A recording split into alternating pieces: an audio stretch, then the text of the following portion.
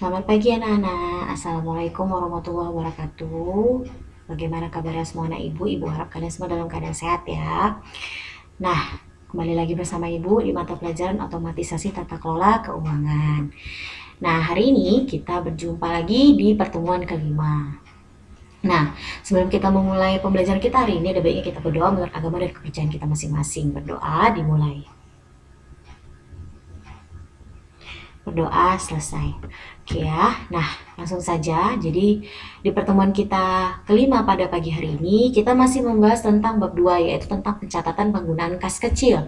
Adapun kompetensi dasarnya, yang pertama menerapkan pelaporan aktivitas kas kecil, yang kedua melaporkan aktivitas kas kecil.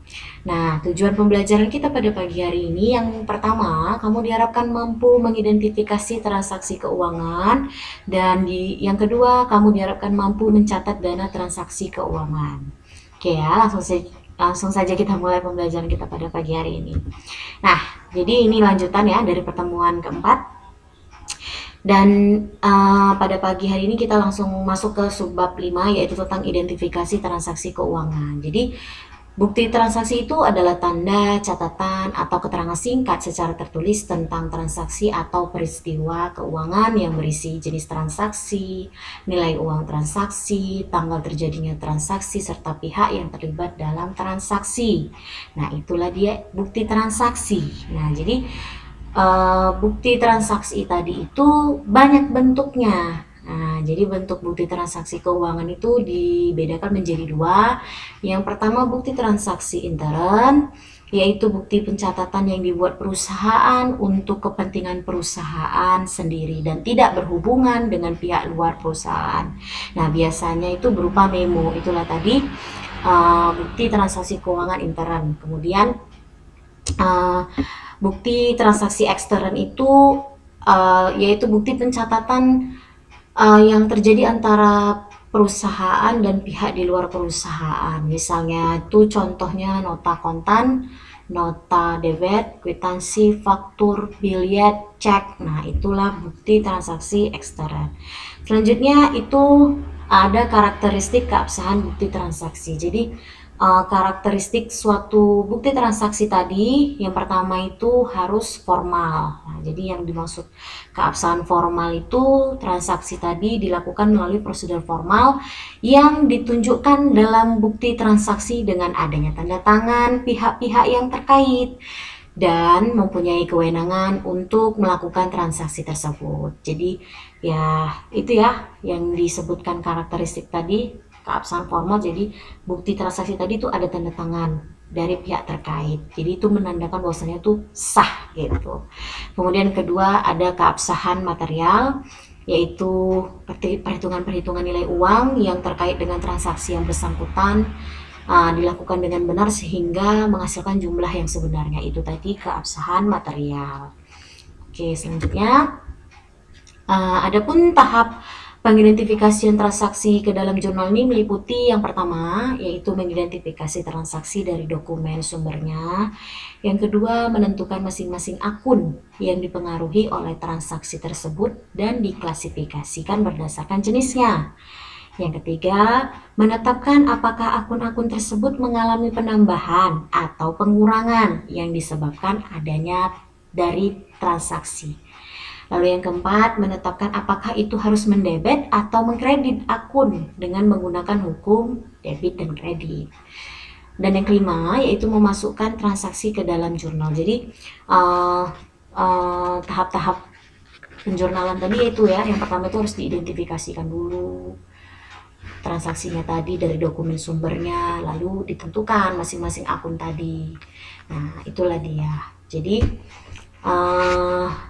setelah udah ditentukan, diidentifikasi semua ke dalam jurnal, barulah bisa dimasukkan transaksi tadi ke dalam jurnal pencatatan.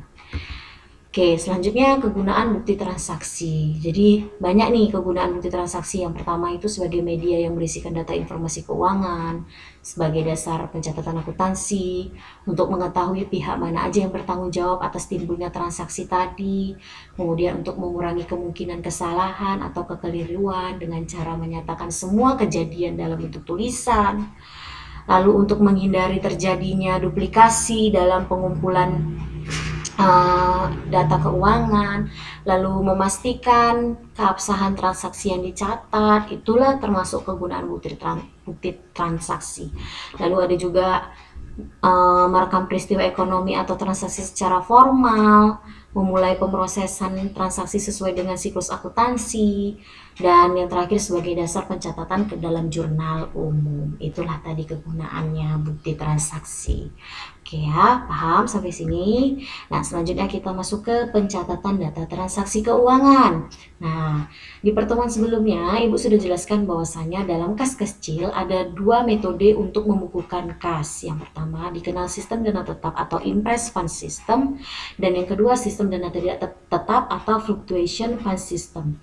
Jadi Ibu jelaskan lagi ya, di sini sistem dana tetap itu ya ketika kasir kas kecil menerima uang tunai dan melaksanakan pembayaran secara tertentu yang sudah ditetapkan, maka jika sisa uang sudah mencapai batas minimum, maka kasir itu berhak untuk mengajukan permohonan untuk memperoleh penggantian dana kas kecil, tapi ada syaratnya dengan memperlihatkan bukti-bukti pengeluaran kas kecil. Jadi setelah ditunjukkan bahwasanya misalnya di bulan ini udah diisi dana kas kecil, habis dana kas kecilnya, harus ada buktinya. Kalau mau minta diisi lagi kepada bagian bendahara, maka harus kita tunjukkanlah bukti-bukti tadi dari penggunaan dana kas kecil, misalnya pembayaran transport perjalanan dinas bos, atau pembelian konsumsi, atau kedatangan tamu untuk biaya transport tamu gitu. Jadi harus kita tunjukkan semua bukti-bukti bon-bon tadi ya, bukti transaksi gitu. Jadi itulah dia tadi sistem dana tetap. Nanti pada akhir periode berapa yang habis di akhir periode itu nanti diisi lagi. Jadi misalnya contoh perusahaan A diberikan dana kas kecil setiap bulannya itu berjumlah 1.500.000. Lalu pada akhir periode ternyata dana kas kecilnya sisa 200.000. Berarti artinya hanya habis 1.300.000 kan. Nah, jadi yang 1.300.000 tadi itu nanti akan diganti lagi sama si bendahara untuk diisi lagi dana kas kecil tadi, jadi kemudian tetap dia. Jadi nanti saldo pada akhir bulan dengan saldo di awal tuh tetap berjumlah yaitu 1.500.000, karena nanti yang 1.200.000 tadi udah habis terpakai, 1.300.000 tadi udah habis terpakai akan diisi kembali gitu. Jadi tetap dia jumlah saldo kas kecilnya. Itu berbeda dengan sistem dana tidak tetap. Kalau sistem dana tidak tetap kan kalian kan udah tahu ya, jadi ya dia berubah-ubah gitu. Ya besarnya penggantian uang tadi ya sebesar pengeluaran yang telah dilakukan gitu, sehingga saldo kas kecil itu selalu seperti semula. Sedangkan dalam metode fluktuasi tadi pengisian kembali kas kecil tuh nggak sebesar pengeluaran yang dilakukan. Itulah makanya kenapa dana tidak tetap ini jumlahnya pada akhir periode selalu berbeda-beda, karena dia disesuaikan dari awal gitu, disesuaikan dari awal bahwasanya ya dari awal kas perusahaan A dikasih setiap bulannya 1.500.000, tapi di akhir periode kan sisa tuh misalnya 300.000. Ya udah, mau sisa 300.000, mau sisa berapapun, pokoknya di awal bulan nanti diisi lagi 1.500.000. Nah, jadi berubah dia kan, padahal cuma habis 1.200.000, tapi kok diisi lagi 1,5 gitu. Jadi nanti pada akhir periode udah nggak segitu lagi jumlahnya, dia berubah-berubah. Ya kan sisa 300 bulan lalu, diisi lagi di awal bulan 1.500.000, jadi berapa saldonya nanti. Jadi di awal bulan yang selanjutnya jadi bertambah kan 1.800.000, karena itulah dia sistem dana tidak tetap gitu. Nah, jadi sampai sini aja dulu perjumpaan kita pada pagi hari ini. Kalau ada yang kurang mengerti atau kurang jelas, kamu bisa menanyakannya sama Ibu melalui chat WA pribadi ataupun situs chatnya Jawab Capdis. Nah, sebelum kita mengakhiri pembelajaran kita hari ini, ada baiknya kita berdoa menurut agama dan kepercayaan kita masing-masing. Berdoa dimulai.